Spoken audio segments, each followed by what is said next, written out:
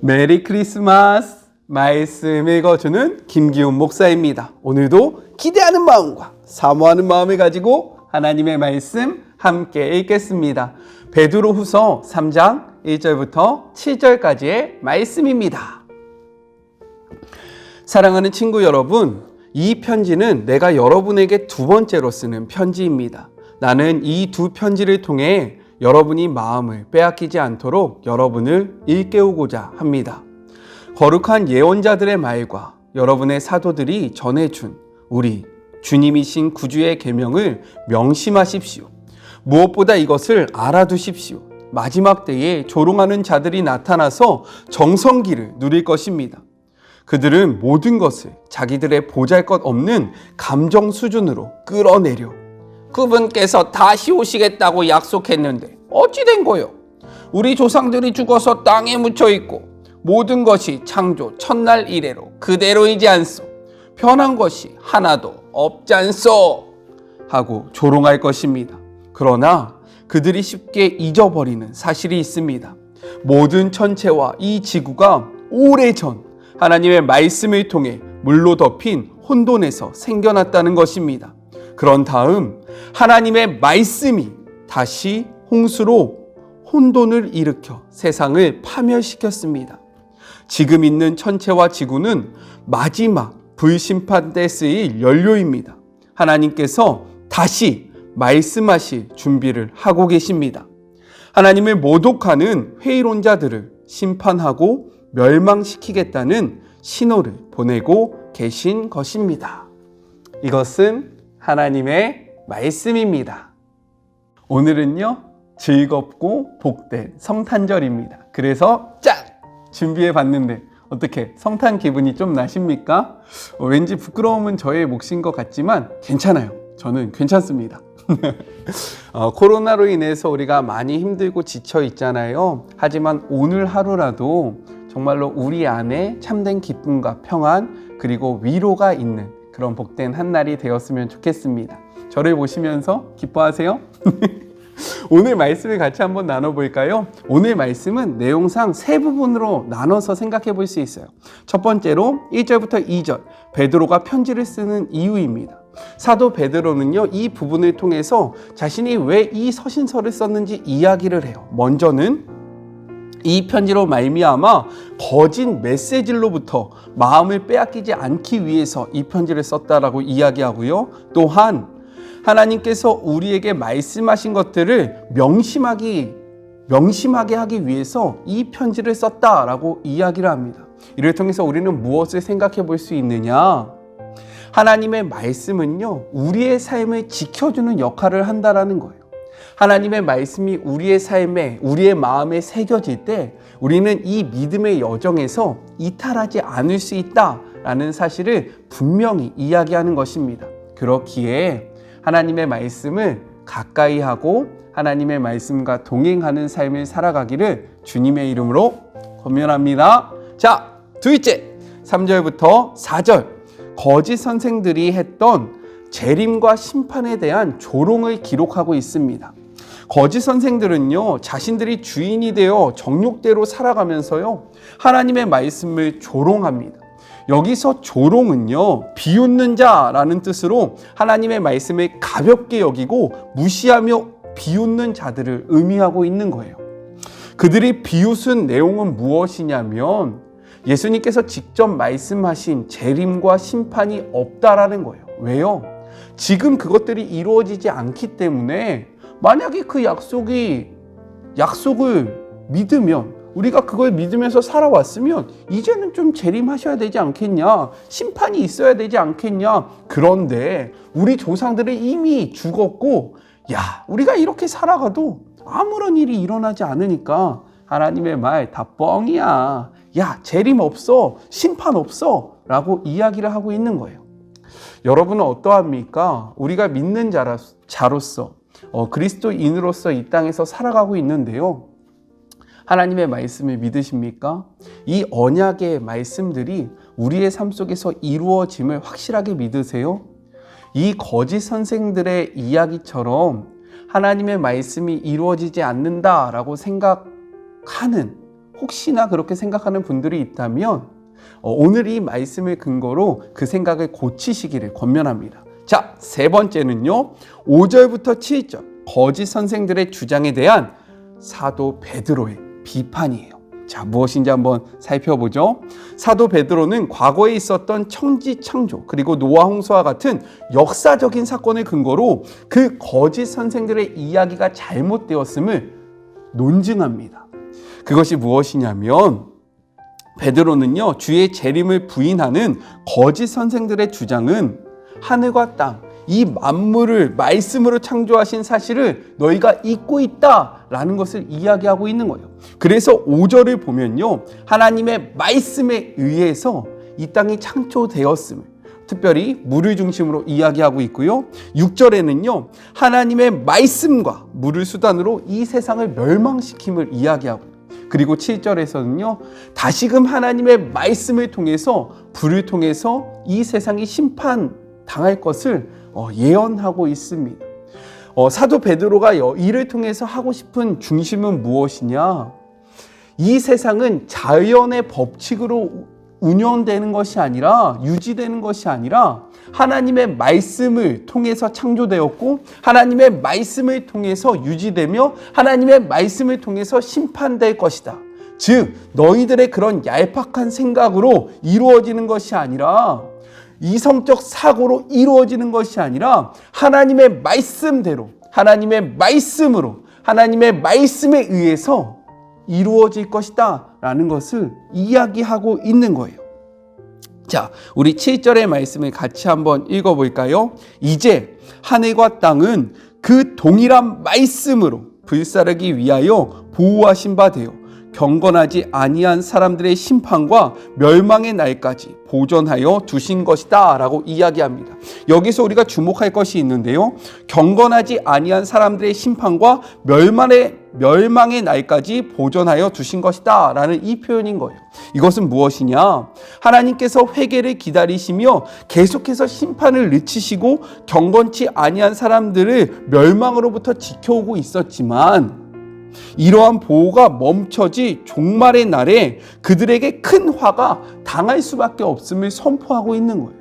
즉 그리스도의 재림이나 심판이 없다고 주장하는 거짓 선생들의 가르침은 하나님의 사랑과 그리고 보호를 오해하는 것에 지나지 않는다라는 것을 이야기하고 있는 거죠. 그러한 재림과 심판이 없는 것이 아니라 너희들이 회개하기를 기다리며 하나님께서 인내와 사랑으로 지금 참고 계신 것인데 그 날이 반드시 온다. 그렇기 때문에 너희가 조심해야 한다라고 경고하는 것이 바로 5절부터 7절의 메시지입니다. 오늘 본문은요, 여기서 끝나요. 그런데 오늘은 복된 성탄입니다. 그렇지 않아요? 그래서 제가 여러분들에게 작은 선물을 드리고자 해요. 그것이 무엇이냐? 바로 내일 토요일의 말씀이 베드로 후서의 마지막 부분입니다. 성탄절을 맞이해서 제가 그 마지막 부분을 조금 더 이야기를 해볼까 해요. 여러분에게 선물이 되었으면 좋겠습니다. 네, 선물 맞죠? 같이 한번 볼까요? 3장 8절부터 18절의 말씀인데요. 메시지 성경의 말씀은 제가 그 밑에 설명 부분에 다 적어 놓도록 할 테니까요. 참고해서 읽으시면 은혜가 되실 겁니다. 자, 첫 번째 8절부터 10절 종말에 대한 바른 관점을 소개하고 있어요. 종말에 대한 심판에 대한 우리가 기억해야 하는 매우 중요한 말씀이 있는데 그것이 바로 9절의 말씀입니다. 함께 읽어보죠. 주의 약속은 어떤 이들이 더디다고 생각하는 것 같이 더딘 것이 아니라 오직 주께서는 너희에 대하여 오래 참으사 아무도 멸망치 아니하고 다 회개하기에 이르기를 원하시느니라 라고 이야기합니다. 거짓 선지자, 거짓 선생들의 말처럼 주님의 재림이 없기 때문에 종말이 없기 때문에 그 시간이 없는 것이 아니라 하나님께서요 우리를 향한 사랑과 인내로 지금 그 시기를 미루고 있다라고 이야기하고 있는 거예요. 우리가 죄를 지을 때마다 심판이 있다라고 생각해 보십시오. 그렇다면 하나님 앞에 온전하게 설 사람들이 얼마나 있겠습니까? 하나님은요 우리가 말씀으로 다시금 서기를 기다리고 계신다라는 거예요. 거짓 선지자의 말들이 틀렸음을 분명하게 드러내는 겁니다. 하지만 10절의 말씀과 같이 그 날이 없는 것이 아니라 하나님의 때, 하나님의 카이로스, 하나님의 그 시간에 하나님께서 그 날, 무엇입니까? 도적과 같이 호련히 그 심판의 날을 너희에게 임할 것이다 라고 이야기하고 있는 거죠. 심판이 더딘 것은 우리를 향한 하나님의 인내와 사랑이라는 사실을 꼭 기억하시길 바랍니다. 자, 두 번째, 11절부터 13절 바른 가르침에 대한 이 바른 가르침을 근거로 한 권면의 내용을 담고 있습니다. 11절부터 13절은요, 주의 재림 때에 우주적 대격변이 일어날 것을 설명하면서요, 동시에 성도는 마땅히 거룩한 행실과 경건한 신앙으로 자신을 가다듬으며 이 땅에 올 하나님께서 준비한 새 하늘과 새 땅을 이 땅에 대한 소망을 가져야 한다는 것을 이야기하고 있어요. 이것은 거짓 선생들의 메시지와 분명히 다릅니다. 이를 통해서요, 우리는 참 사도의 말씀을 쫓아갈 것인가, 아니면 우리의 귀에 듣기 좋은 거짓 선생들의 메시지를 쫓아갈 것인가 분명하게 판단해야 된다는 거예요. 왜냐하면 사도 베드로는요, 분명하게 바른 진리를 통해서 이 말씀을 우리에게 가르쳐주고 있기 때문입니다. 선택은 우리가 하는 거예요. 자, 세 번째, 14절부터 16절 거짓 가르침과 관련된 결론적 권면을 담고 있습니다. 14절의 말씀은 무엇이냐면, 최후 심판 때에 하나님 앞에서 긍정적인 판결을 받도록 우리가 깨어 준비해야 한다는 말씀을 하고 있고요. 15절은 9절의 말씀을 다시 한번 정리해서 이야기를 하면서요, 재림에 대한 바른 진리, 그리고 하나님의 의도를 바르게 이해하라고 다시 한번 이야기를 하고 있습니다. 그리고 15절 후반절부터 16절까지는요, 바울에 대해서 이야기를 하는데요, 바울의 권위를 인정하면서 이가 썼던 편지를 또 다르게 해석해서 자신의 마음대로 가리키고 있는 거짓 선생들로부터 너희들이 깨어 있어야 한다. 이 거짓 메시지, 바울의 편지를 오해하고 자신의 뜻대로 해석하는 이들을 경계해야 한다라는 내용을 담고 있어요. 갈라디아서를 묵상할 때 제가 이야기할 거지만 정말 베드로는 멋있는 사람입니다. 왜 그런지 너무 궁금하시죠? 제가 갈라디아서 묵상하는 날 여러분에게 설명해 드리도록 할게요. 기대하세요. 자, 마지막 17절부터 18절 편지의 마무리입니다. 사도 베드로는요, 이 편지를 마무리하면서 두 가지를 이야기하고 있어요. 먼저는 이 편지를 통해 참 진리와 거짓 선생들의 특징과 가르침을 알았기 때문에 그 유혹에 빠지지 말라라고 이야기합니다. 그리고 두 번째로 오직 그리스도의 은혜와 그를 아는 지식에서 자라나야 한다라는 것을 설명하고 있어요. 자, 성경을 마무리하면서, 말씀을 마무리하면서요, 제가 이 말씀을 드리고 싶습니다. 성경 번역가였던 성제롬은요, 이렇게 이야기했어요. 성경에 대한 무지는 예수 그리스도에 대한 무지다. 이 말씀이 무엇입니까? 사도 베드로는요, 이야기하는 거예요.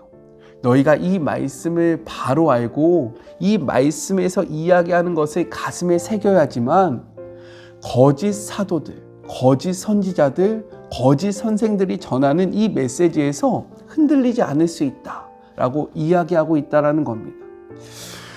베드로 후서는요, 정말로 거짓 메시지가 가득한 이 땅 속에서 우리가 어떻게 신앙을 지켜야 하는지를 보여주고 있는 거예요. 그 방법은 다른 것이 아닙니다. 하나님의 말씀을 가까이 하고요, 이 하나님의 말씀을 마음속에 새기는 거예요. 그래서 하나님의 이름으로 다가왔지만 그들이 하는 말이 진짜로 하나님의 말인지 아니면 자신의 유익을 위해서 우리에게 교묘하게 다가와서 속삭이는 거짓말인지를 분별하라라고 이야기하는 것입니다. 많은 그리스도인들이 예수님을 믿는다라고 이야기하지만 성경을 읽지 않아요. 성경에 가까이 하지 않습니다. 그렇다면 우리는 거룩한 모습으로 다가오는 이 거짓 선생들을 분별할 수 없다라는 거예요. 따라서 이 베드로 후서의 말씀을 통해서요, 왜 우리가 하나님의 말씀을 읽어야 하고 가까이 해야 하는지 그 이유를 바르게 깨닫고 우리의 삶 속에서 주님이 오시는 그날까지 하나님의 말씀과 동행하시는 하루하루가 되기를 주님의 이름으로 권면합니다. 우리 같이 기도할까요? 하나님 감사합니다. 오늘은 거룩한 성탄절입니다. 아기 예수님께서 우리를 구원하기 위해서 이 땅에 오신 날입니다. 그런데 예수님은 말씀이 육신이 되어 우리 가운데 오셨다라고 이야기하고 있습니다. 따라서 우리가 말씀을 가까이 하면요, 예수님을 가까이 하는 것이고 예수님이 곧 하나님이시기 때문에 하나님을 가까이 한다는 것을 우리가 깨달을 수 있습니다. 베드로 후서의 이 말씀을 통해서 거짓 메시지가 가득한 이 세상 속에서 하나님의 뜻을 바르게 분별하기 위해 하나님의 말씀을 가까이 하고 이 말씀을 가슴에 새기는 주의 모든 자녀들이 되게 하여 주시옵소서. 이제는 우리 주 예수 그리스도의 은혜와 하나님의 그 크신 사랑하심과 성령님의 교통하심이 마지막 때에 하나님의 뜻을 알고 하나님의 그 길에서 벗어나지 않기를 소망하며 말씀을 가까이 하고 말씀을 읽고 말씀을 묵상하며 이 말씀을 기준 삼아 살아가기로 다짐하는 사랑하는 주의 모든 성도들 머리머리 위에와 주의 자녀들의 삶의 자리 위에 지금으로부터 영원까지 함께 계시기를 간절히 축원하옵나이다. 아멘. 복된 성탄절 보내시고요.